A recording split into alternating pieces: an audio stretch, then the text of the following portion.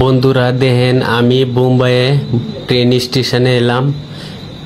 তাজ হোটেলে যাব আপনাদেরকে ভালো কিছু দেখানোর জন্য।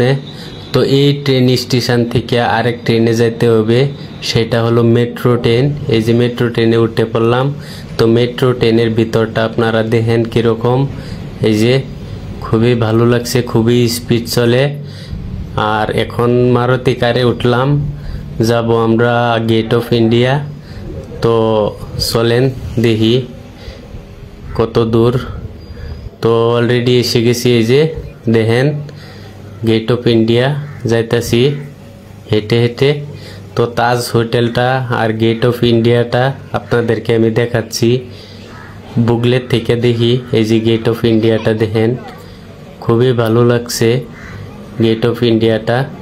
এখানে কিন্তু চায়নার থেকে মানুষ আসে দেখার জন্য এই গেট অফ ইন্ডিয়া। আর এই যে দেখেন তাজ হোটেলটা। তাজ হোটেলের ভিতরে কিন্তু যাওয়া যাবে না, কারণ 6 মাস আগে থেকে টিকিট বুক করতে হয়, নয়তো যাওয়া যায় না। ওই যে দেখেন কতটা সুন্দর লাগছে তাজ হোটেলটা। এই তাজ হোটেলেই কিন্তু পাকিস্তানে এসে বোম দিছিল। তো সেই তাজ হোটেলটা কিন্তু এখন ঠিক করে নিছে। এই যে দেখেন চায়নার মানুষ কতগুলা, এগুলা কিন্তু চায়নার। ওই যে দেখেন চায়নার মানুষ, ওরা কিন্তু আসে গেট অফ ইন্ডিয়াতে। আর এদিকে দেখেন সাগরে নাওগুলা দেখেন কত বড় বড় নাও।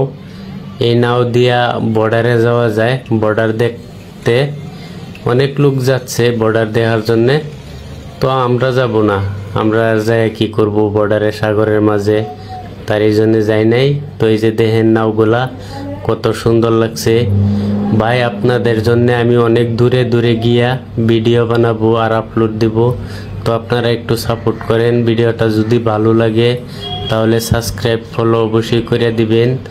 আর দয়া করে ভিডিওটা শেয়ার করে দিবেন। আর গেট অফ ইন্ডিয়াটা ভালো করে দেখেন এই সাইড দিয়া কতটা ভালো লাগছে। তো ভাই দয়া করে ভিডিওটা শেয়ার করে দিবেন।